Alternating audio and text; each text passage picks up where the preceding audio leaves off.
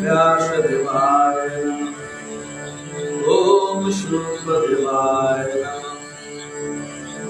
ओम नारदाय नमो नमः। ओम सरस्वती देवे नमः। ओम भगवत पुस्तकाय नमो नमः। ओम विष्णुवाय नमो नमः। এই 7 দিনে মনে করবে সপ্তকল্প পরিমিত স্থান তুমি অতিক্রমণ করবে। একটু বলছি,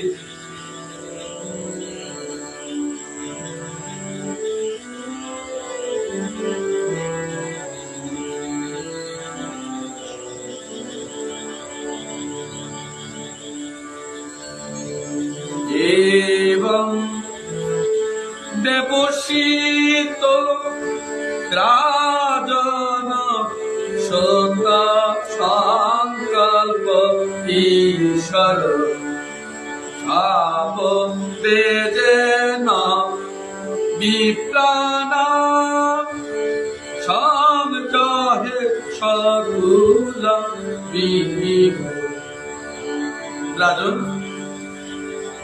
ভগবান সর্বশক্তিমান ও সদা সত্য সংকল্প অধিষ্ঠিত। রাজন কাকে বলছিলেন? পরীক্ষিতকে। কেন বলছিলেন? এই জন্মে সে জানো ছোট্ট একটি তোমার অপরাধ তোমাকে মৃত্যুর কাছে পৌঁছে দিতে পারে। রাজা পরীক্ষিত যত উচিত সম্মান পায়নি বলে কলি দ্বারা প্রেরিত হয়ে শ্রমিক ঋষির গলায় মৃত্যু সর্প ঝুলিয়ে দিয়েছিলেন বলে ঋষির পুত্র তাকে অভিসম্পাদ করেছেন।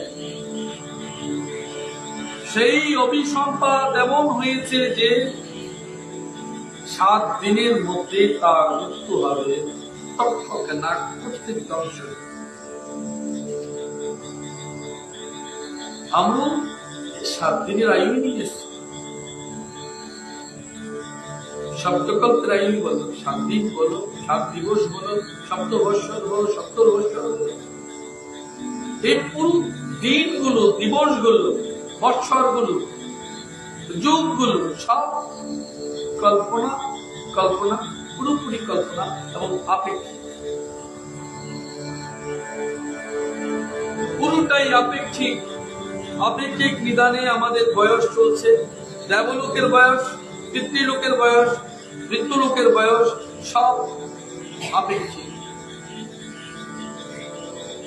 তুল্য করা হয়েছে, সব তুলনা করা হয়েছে। তোমার সঙ্গে ব্রহ্মলোকের বয়স হিসেবে, মৃত্যুলোকের বয়স সব আলাদা আলাদা করা আছে। এখন প্রশ্ন, যেহেতু তুমি মানব জন্ম পেয়েছ, দুর্লভতর মানব জন্ম, যেহেতু তুমি দুর্লভতর মানব জন্ম পেয়েছ, এই জন্যই তোমার এই একমাত্র সংকল্প যে গোবিন্দকে তুমি লাভ করবে। ডাকাতরা তোমার সর্বস্ব হরণ করছে। কারা সেই ডাকাত? ইন্দ্রিয়া, অভিদেব, অধিদেব, অভিমানী দেবতা, কর্মেন্দ্রিয়, জ্ঞানেন্দ্রিয়। ওই সব ডাকাত গুলো তোমার সর্বস্ব লুণ্ঠন করবে। আর এই ডাকাত দলের সর্দার হচ্ছেন একমাত্র মন, যাকে বশীভূত করা এত সহজ নয়। যতই তুমি বলো, যতই আমি বলি, এই ডাকাতকে নিয়ন্ত্রণ করা সবচেয়ে কঠিন কাজ। সে কারো বশ মানে না। কিছু ভক্ত এইটুকু বলে যে কৃষ্ণ নামও ভালো লাগে না, নাম জপ ভালো লাগে না, কারণ তার মন অত্যন্ত বলবান। তার মন অত্যন্ত বলবান বলে কৃষ্ণ নাম ভালো লাগে না, রাধারানীকে ভালো লাগে না, ভাগবত ভালো লাগে না, তীর্থ স্থান ভালো লাগে না, কিচ্ছু তার ভালো লাগে না। যেটা ইন্দ্রিয়াদির পক্ষে ওই সব তার ভালো লাগে। এখন তুমি বলো, যদি ইন্দ্রিয় নিয়ন্ত্রণ না হয় পরমাত্ম সিদ্ধ হবে কি করে? অর্থ সিদ্ধির জন্য সেই সব আছে, পরমাত্ম সিদ্ধি কি করে হবে? এই পরমাত্ম সিদ্ধির জন্য মনকে নিয়ন্ত্রণ করা সর্বাগ্রে প্রয়োজন। মন নিয়ন্ত্রণ কিছু হবে? তোমরা বলছো 16 নাম 32 অক্ষর জপতে থাকো। কিছুক্ষণ আগেও তোমরা যখন কীর্তন করছিলে, তোমরা প্রায়শই ভুল করছিলে। মনে রাখবে, মনে নিষ্ঠা এবং একাগ্রতা না থাকলে নাম ভুল হয়ে যাবে। নাম ভুল করা মহাপাপ, মহাপরাধ। ও তুমি খেয়াল রাখবে, ভগবানের নাম জপ করবার সময় নিষ্ঠা, ভক্তি, একাগ্রতা যেন থাকে। শুধু নাম করার জন্য নাম না, জপ করার জন্য জপ নয়, লোক দেখানোর জন্য ধ্যান নয়, লোক দেখানোর জন্য পুজো নয়, প্রসাদের জন্য ভোজন, এইসব নয়। কপট ভক্তি, কপট প্রেম, কপট পুজো যেন না হয়, কপট নাম ডাক যেন না হয়। যা সত্য, যা সাত্বিক, যা নির্মল, তাহা যেন হয়। তবে মৃত্যু লোকের ছাড়পত্র পাবে কে দেবে? এই মৃত্যু লোকের ছাড়পত্র দেবে তুমি স্বয়ং। তোমার ভেতর থেকে ছাড়পত্র নেবে। তোমার ভেতরের গুরু, প্রত্যেক মানুষ তার নিজের ভেতরের একজন গুরু আছে। সেই গুরু বাইরের গুরু কর্তৃক প্রেরিত হয়ে, প্রেরণা, চেতনা, অনুপ্রাণিত হয়ে নিজে স্বয়ং মুক্ত হবে। এই মুক্তির জন্য তোমাকে অনুপ্রাণিত হতে হবে এবং চৈতন্য সত্তায়, চেতনায় সমৃদ্ধ হতে হবে। সেই গুরুকে জাগাবে কে দেখবে? তুমি যদি চোখ বন্ধ করে রাখো, গোবিন্দ দেখে দেখুন, স্বয়ং দেখবে। অনুভব তোমার, চেতনা তোমার, চৈতন্য তোমার, ভক্তিও তোমার, শ্রদ্ধা তোমার, একাগ্রতা, নিষ্ঠা, বিশ্বাস, ভক্তি, এসব তোমার। গুরুদেব শুধু পথ দেখিয়ে দেবে, গুরুদেব শুধু বাক্য বলে দেবে, গুরুদেব শুধু সমৃদ্ধ হতে সাহায্য করবে, কিন্তু স্বয়ং সমৃদ্ধ হতে হবে। তোমায় ধরে নিয়ে যেতে পারে, কিন্তু তুমি যদি যেতে না চাও তবে যাবে কি করে? মানুষ জানবে, কৃষ্ণ বিমুখ হয়ে যাবে, গোবিন্দ বিমুখ হয়ে যাবে, গুরু বিমুখ হয়ে যাবে যখন সময় তোমার বিপক্ষে যাবে। সময় যখন তোমার বিপক্ষে যাবে, যে মানুষের ভাগবত থেকে অধিক জ্ঞান হয়েছে বলে মনে হয়েছে, গুরুর চেয়ে অধিক জ্ঞান হয়েছে বলে মনে হয়েছে, পিতা মাতার চেয়ে অধিক জ্ঞান হয়েছে বলে তোমার মনে হয়েছে, মনে রাখবে পতন একদম সন্নিকটে তোমার এসে গেছে। অর্থাৎ তুমি মানসিক ভাবে, শারীরিক ভাবে, অন্তরাত্মিক ভাবে, পরমাত্মিক ভাবে সর্বদিকে কলির দাসে জলে খুলে যন্ত্রণাকৃষ্ট হচ্ছ এমন ভাবে। পরিকল্পনা অনুসারে ব্রাহ্মণের অভিশাপকে নিমিত্ত করে যদুবংশকে সংহার করলেন। তো অদ্ভুত বিষয়।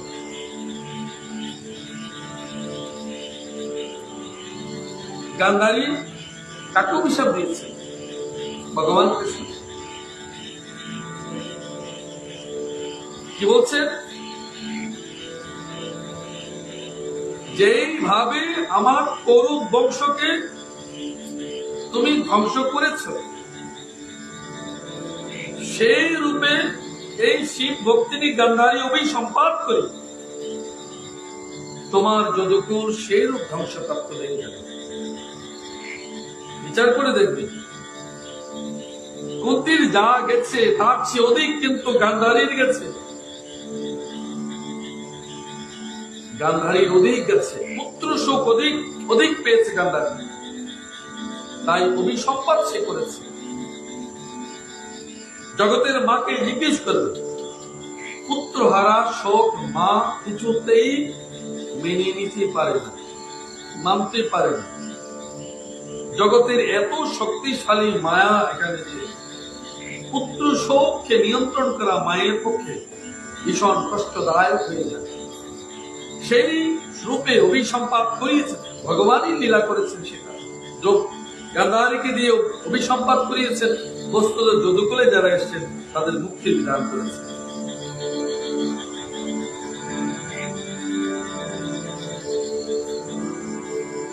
দেখো, তোমার কুলকে তুমি বিনাশ কখন করবে? যদি তুমি কৃষ্ণ বিমুখ হয়ে যাও। একজন কৃষ্ণ বিমুখ পিতা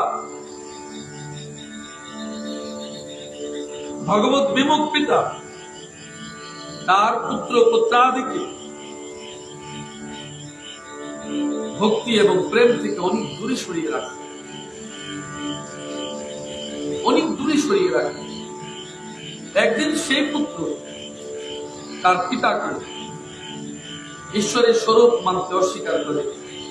সেই পুত্র তার পিতাকে, তবে তার জন্মের পর প্রথম গুরু এটা মানতে অস্বীকার করে, এবং পিতা যে গুরু হয় সেই পুত্র কোনদিন তা মানতে চাইবে না।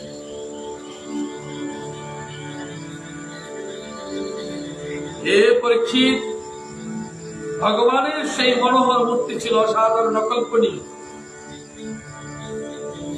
যেই রূপ মনকে হরণ করেছে,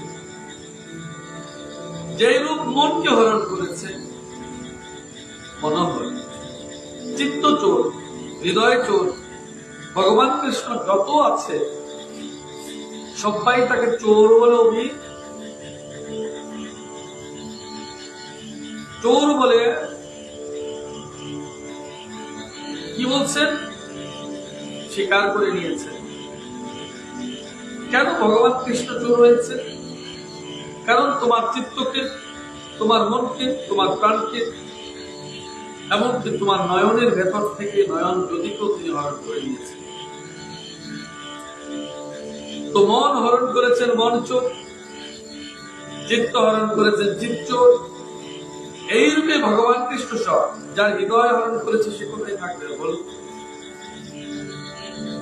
আমাদের শরীরে শিব মস্তকে নিবাস করে, কিন্তু দেখো ভগবান কৃষ্ণ বিষ্ণুরূপ হৃদয়ে নিবাস করেন।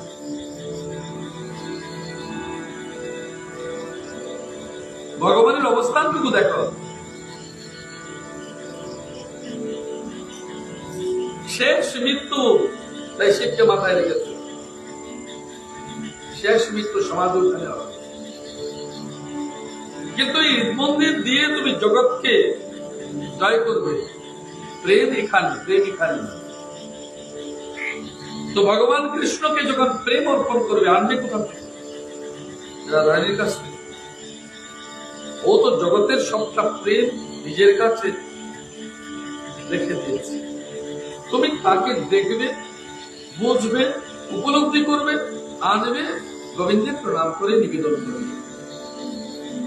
যিনি যতটা আনতে পেরেছেন তিনি অধিক ধনী, তিনি অধিক ভক্তিমান, তিনি অধিক প্রেমী ভক্ত।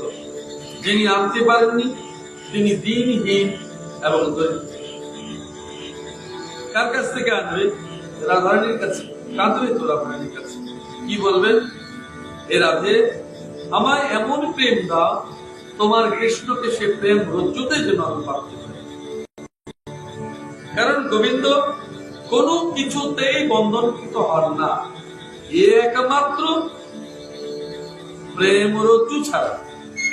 এই প্রেম রজ্জু দিয়ে গোবিন্দকে বাঁধবার জন্য শুধু তোমাকেই বলেছে রাধে রাধে। রাধারানীর অনন্ত কীর্তন করতে প্রভু সামনে আসে, সামনে আসে রাধারানীর অনন্ত কীর্তন করতে, প্রেম ভাবে যেন ভগবান শ্রীহরির চরণে তোমার সম্পূর্ণ সমর্পণ হয়ে থাকে।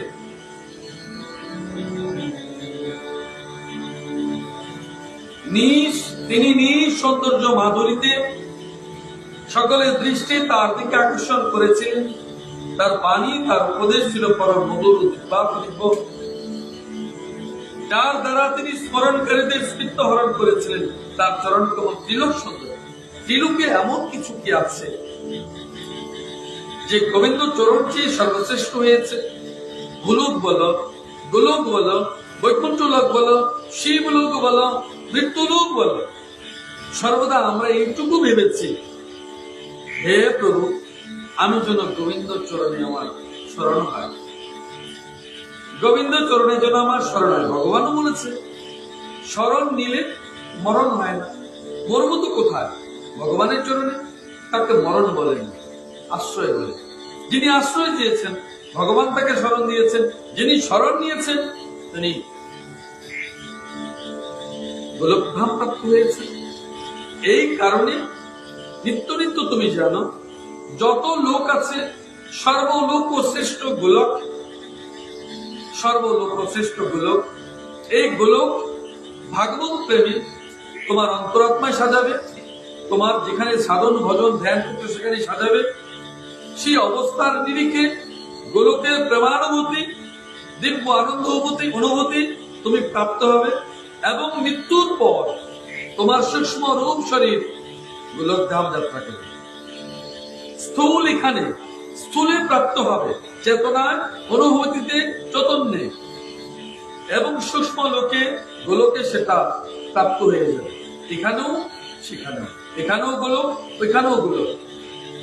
যিনি যেমন যেমন রূপে সেটা অর্জন করবেন, মৃত্যুর আগে তিনি তেমন তেমন রূপে সে ধাম প্রাপ্ত হবেন। গোবিন্দকে যিনি আপনার করেছেন, গোবিন্দের মধ্যে আবেদ করেছেন, তিনি সাযুজ্য লাভ করবেন। যিনি নিজেকে গোবিন্দের রূপ মনে করেছেন এবং ধ্যানস্থ হয়েছেন, তিনি সারক্য লাভ করবেন। গোবিন্দ আমার সামনে, আমি গোবিন্দের চরণে, এই রূপে যিনি করছেন তিনি সামীপ্য লাভ করবেন। আমার এই পরিমণ্ডলে গোবিন্দ আছেন, আমি গোবিন্দের জায়গায় আছি, সারক্য লাভ করবেন। আমার যা আছে সব গোবিন্দের, গোবিন্দের যা আছে সব আমার, একই সম্পদ করবেন, সেই শাস্তি হবে। তোমার ভাব অনুসারে গোবিন্দের স্থান প্রাপ্তি, তোমার ভাব অনুসারে গোবিন্দের রূপ প্রাপ্তি, তোমার ভাব অনুসারে মহাভাব তৈরি হবে, তোমার মহাভাব অনুসারে প্রেম তৈরি হবে। যেখানে প্রেম সেখানে কৃষ্ণ, যেখানে প্রেম নেই সেখানে কৃষ্ণ নেই। রাজা পরীক্ষিত জিজ্ঞেস করলেন, প্রভু রামন নাম বাদান নিকম বিদ্রোষে বিনাম বিপ্রশাপ কথম ভূত বিষ্ণুনাম বিষ্ণু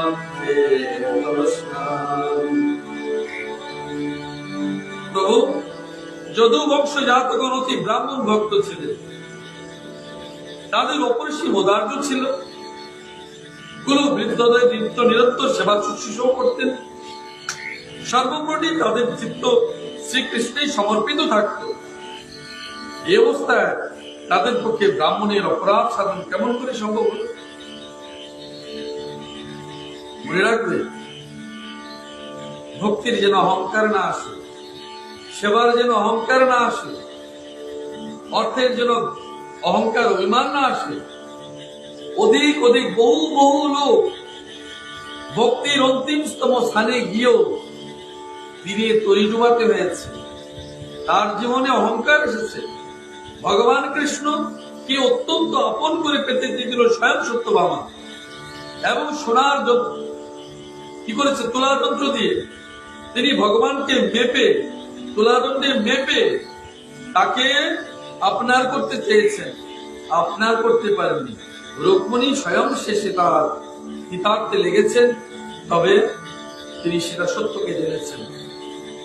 প্রেম ছাড়া অর্থ মান এইসব গৌরব দিয়ে কখনো গোবিন্দকে লাভ করা যায় না। যিনি গোবিন্দকে লাভ করবার জন্য প্রতিযোগিতায় নেমেছেন, ভক্তিতে প্রতিযোগিতা নেই, ভক্তিতে অনুকরণ নেই, প্রেমী জবরদস্তি নেই, এইসব যাদের মধ্যে আছে, গোবিন্দ প্রেম তাদের জন্য নয়, রাধারানীর ভাব তাদের জন্য নয়, ভাগবত প্রেম তাদের জন্য নয়, কৃষ্ণ প্রেম ওই সব লোকের জন্য নয়, কোন লোকের? সমর্পণে প্রেম প্রাপ্ত হয়, সমর্পণে, কিন্তু প্রেম প্রাপ্তি নয়। প্রেম শুধু ত্যাগ, প্রেম শুধু দিতে জানবে। গোবিন্দ যে নয়ন জল পড়েছে, সেই নয়ন জল নয়ন কখনো কি ফিরে নিয়েছে? যমুনা যে জল বয়ে গেছে গোবিন্দের চরণ নেবে, সেই জল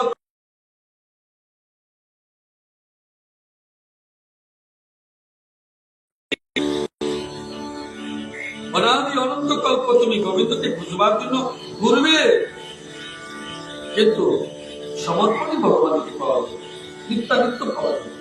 কেউ যদি বলে ভগবান আমার কাছে আছে কি, একজন সত্যি সত্যি ভক্তকে বলো, সে কখনো ভাবে না যে আমার অন্তরাত্মায় নয়, শুধু আমার আশপাশ, আমার মন্দির বিগ্রহ যেখানে আমি অবস্থান করি, গোবিন্দ আমার সঙ্গে আছেন, রাধারানী আমার আশপাশে আছেন, রাধারানী আমায় হাত দিয়ে আশীর্বাদ করছেন, রাধারানী আমায় হাত ধরে টানছেন।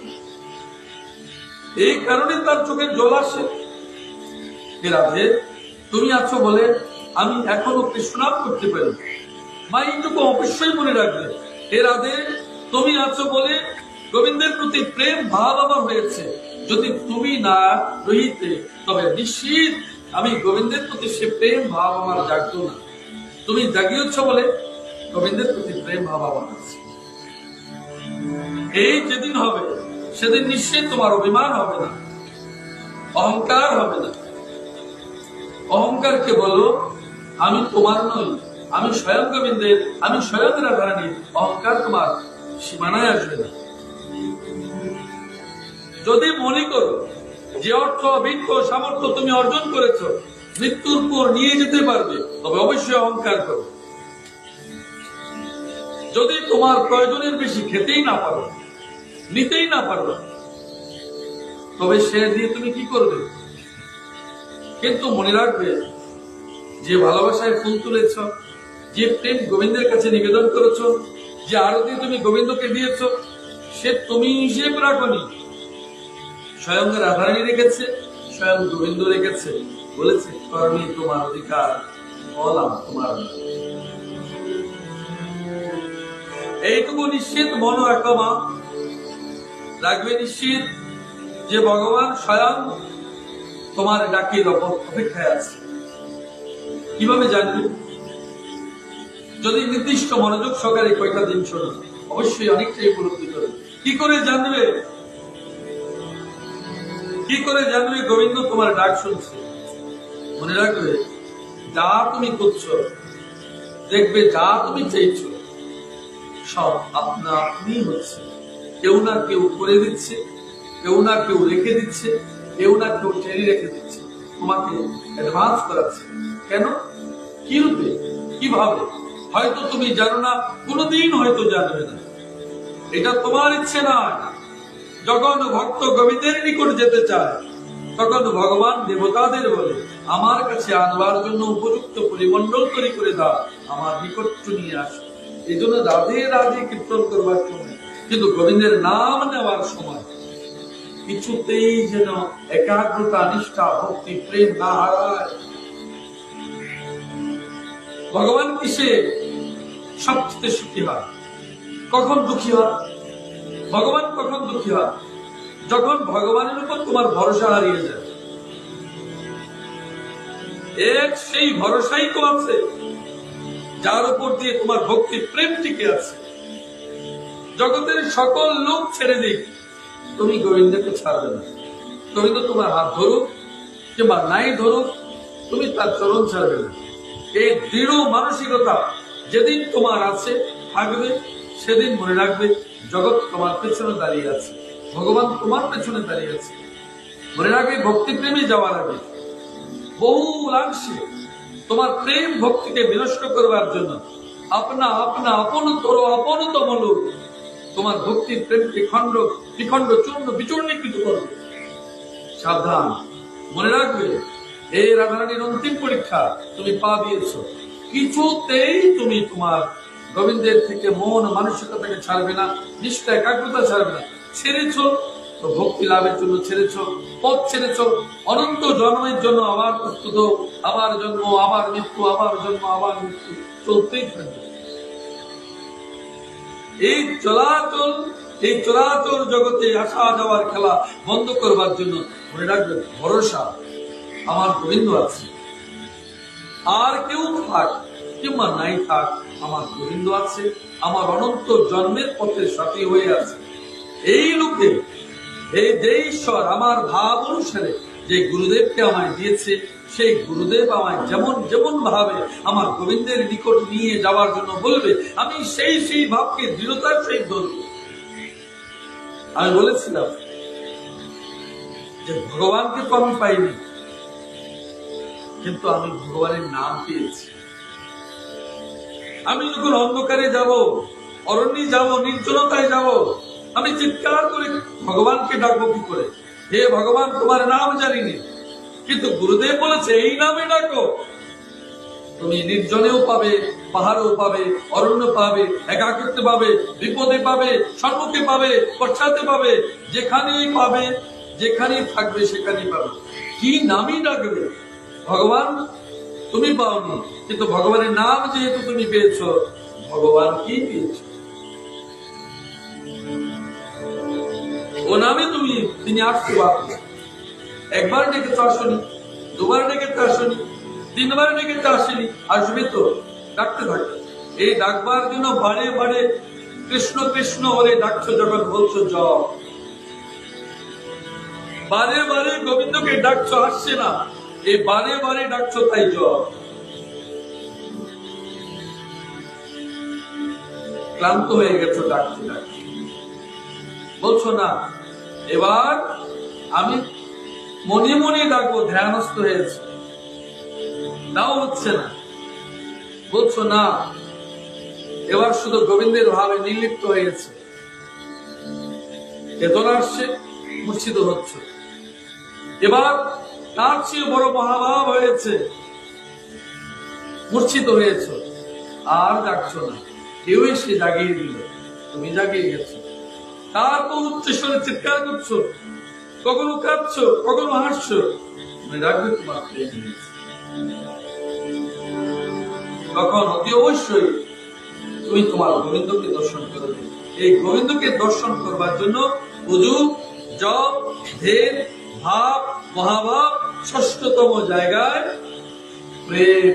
তবে গিয়ে প্রেম অবলম্বন করবার পর শরীর, মন, প্রাণ, অবস্থান চতুর্দিক শুধু প্রেমময় লুকানো হবে, তবে গিয়ে রাধারানী স্বরূপ প্রাপ্ত হবে, ভগবানকে প্রাপ্ত হবে। যারা এখানে ভগবানের স্বরূপ দেখেছে, দেখেছ তো এক দুজন জানি দেখেছ, কেন দেখেছ, কি রূপে দেখেছ, হয়তো ভাষায় বলতে পারবে, সুষ্মে দেখেছ, ভাবলেশ ভাবে দেখেছ, ভাবলেশহীনতায় দেখেছ, অচৈতন্য ভাবে দেখেছ, কিংবা চেতনময় অবস্থায় দেখেছ, কিন্তু কখনো অনুভব করেছ? কোনটাই নিচ্ছে না। যাকে যেমন যেমন ভাবনায় দেখানো প্রয়োজন মনে করেছে, তাকে তেমন তেমন ভাবনায় দেখিয়েছে। রাধে রাধে।